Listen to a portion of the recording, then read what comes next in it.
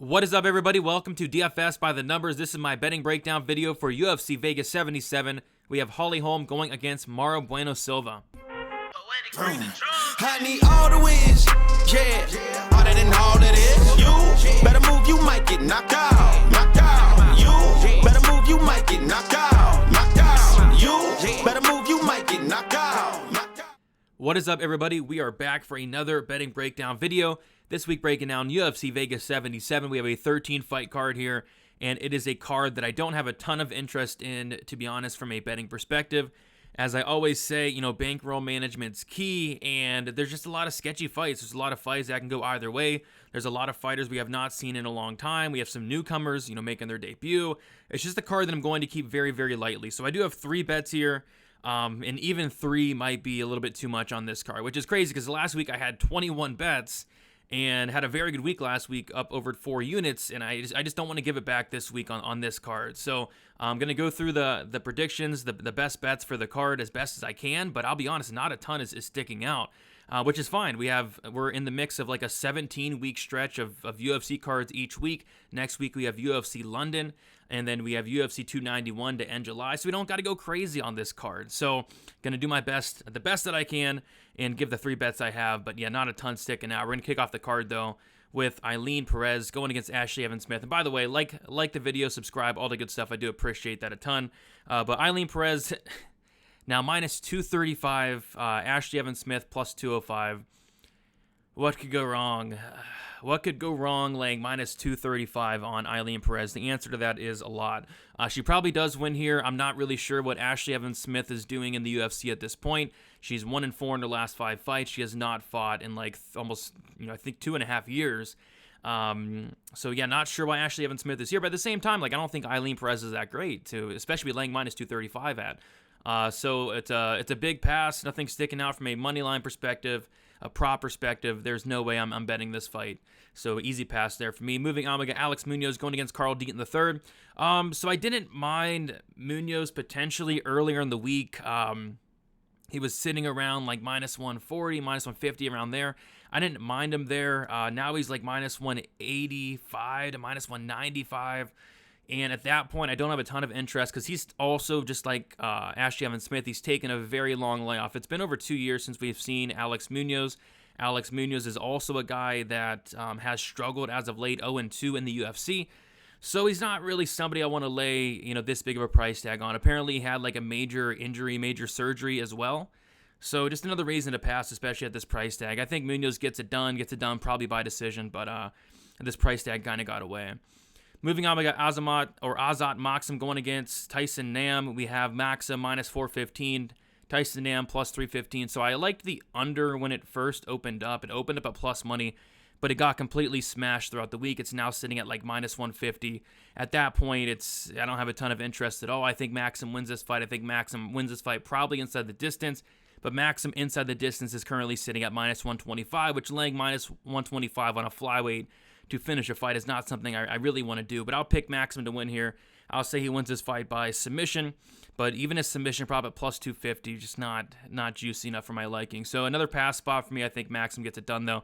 If anything, you might just want to sprinkle the Tyson Nam knockout. I'm not doing it because he's 40 at flyweight, but that's literally how he wins. But I think Maxim gets it done here.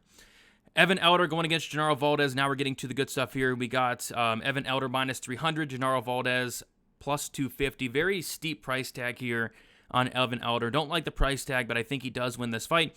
Genaro Valdez, this guy gets hurt in every fight, and not only hurt in every fight, but hurt several times. On the Contender Series, he almost got finished several times in the first round.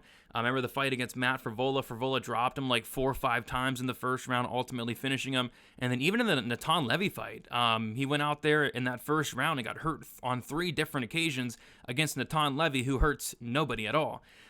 So yeah, I don't like the durability of Valdez. I mean, he's a tough guy, but he leaves a lot of openings to get hit, and he gets hurt a ton. And I kind of feel like this is going to be a firefight. It's going to be a war. It's going to be a car crash, and I can't trust the durability of Valdez in that type of fight. So I think Elder wins this fight. I think Elder wins this fight inside the distance. I have 2 parlays this week. On my first parlay, I did parlay up the fight doesn't go the distance. In this fight, I think we get a finish here. I don't mind the under 2.5. Under 1.5 is plus money, but I would like to get those extra, an extra half of the fight, right? Just going that the fight doesn't go the distance. So give me the fight doesn't go, and I'm parlaying that with something else on the card there. Moving on, we got Jack Della Maddalena going against Basil Hafez. Not much you can do here. A lot of people taking the shot on the dog in Hafez, which he's actually not bad. I was actually pleasantly surprised with Hafez. Solid wrestling, BJJ black belt, has some power on the feet. It's just on the feet. He's going to be at a big disadvantage here. He's very hittable, does not move his head. Jack's going to have a field day once this fight is on the feet. Hafez coming in here on short notice. I don't like that. I do think Hafez might have some success early just because a lot of guys are able to take down Jack Della Maddalena.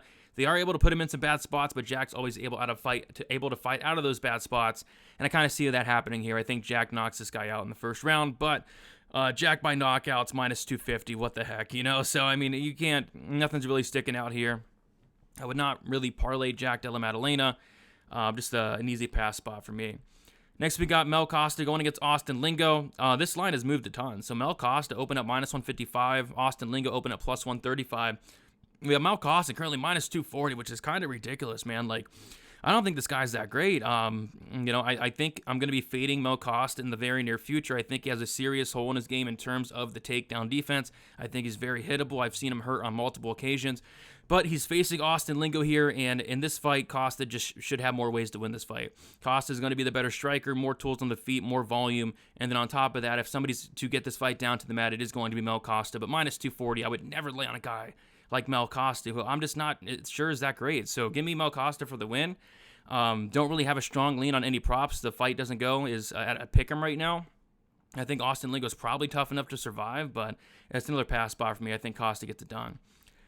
Moving on, we got Victoria Dudukova going against Estela Nunez. Dudukova now minus 175, Nunez plus 150. Money pouring in on Estela Nunez. So what I like here is violence. I think the fight doesn't go around a pick'em's a solid look. I have one unit on the fight doesn't go to decision, minus 105. I think it's Estela Nunez early, and I think it's Dudukova late.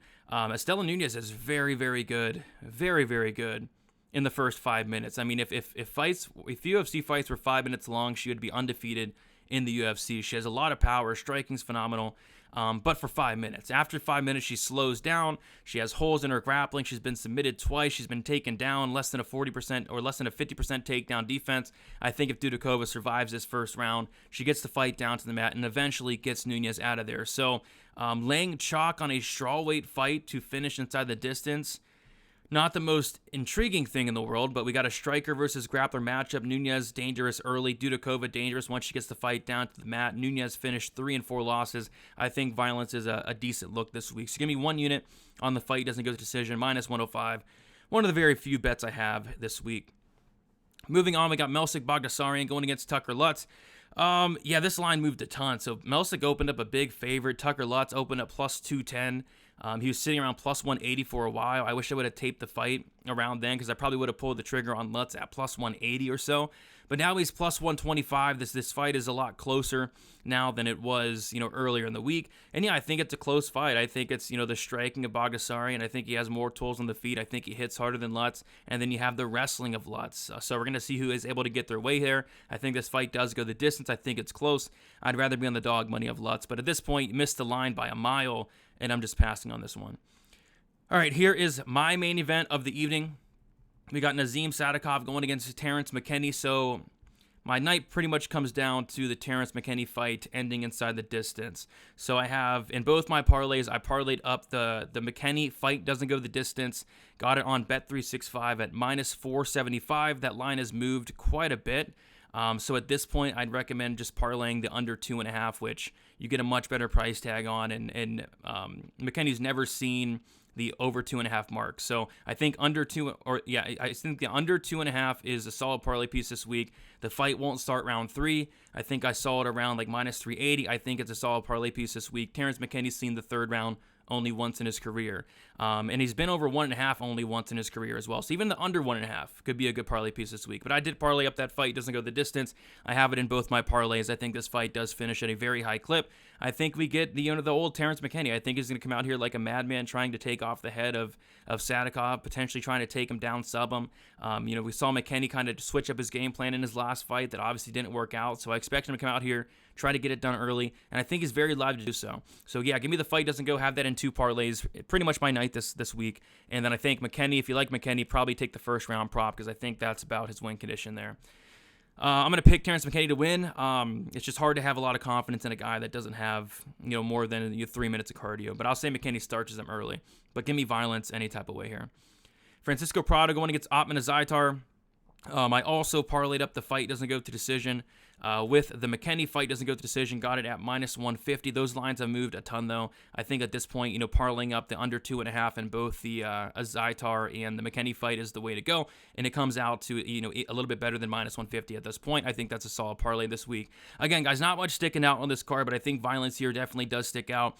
We have Prado with a 100% finish rate, Azaitar with a 92% finish rate. We're in the small cage here. Both these guys have a ton of power, a ton of finishing ability. I think someone gets served here. So parlayed up some violence with the McKinney violence, and I think even the under 1.5, although it's chalky, I think it's playable as well. I think somebody's getting served here early. Moving on, we got Norma Dumont going against Chelsea Chandler. Yeah, I'm not betting on this fight. I'm not even thinking about betting on this fight. I don't even know. I guess I'm picking Chandler, but with like negative confidence. I can't believe this fight, man. Give me Chandler for the win, but I don't want to put any money on her. I guess I think Dumont's probably the better fighter, but Chandler, I think, has a little bit more dog in her. I think she's a little bit more exciting. I think she's going to do a little bit more, but it's a fight that probably goes the distance. The split decision prop, I think, is in play because I think it goes to decision. I think it's very close. I think the judges might even fall asleep during it. So give me the split decision prop, if anything, but I don't bet split decision props anymore because I got robbed of it the last time when I had the Douglas Silva de Andrade Cody Stamen split prop. And it was like a unanimous for Douglas Silva de Andrade for no reason. So I don't bet the splits anymore. They always get me, and they lose me money. So I'm not doing it, but I think the split's probably the best look here, if anything. Jung Young Park, Albert Duraev. Yeah, I like Park here. I don't know if enough to bet him, though, because I think Duraev could have some success early.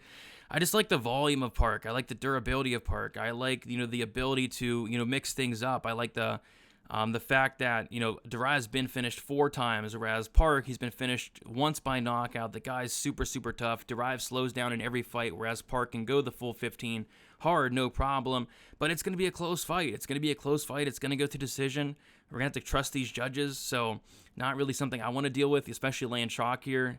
It is probably even a dog or pass at this point, but I'm going to say Park slightly edges it out, but -155. It seems about right to me. And then Holm going against Mario Bueno Silva. I see this fight playing out one of 2 ways. Either Holm goes out there and just makes Mario Bueno Silva look silly, shows her that she's just a level above, or Mario Bueno Silva gets an armbar from guard in the first round. I don't really see it playing out any other way. -180 on Holm. 41-year-old Holm. No thank you. If anything, it's probably the Mario Bueno Silva submission prop +300. That's like her win condition. She's not knocking out Holm. She's not winning a decision against Holm. If Mario Bueno Silva wins, it's by sub.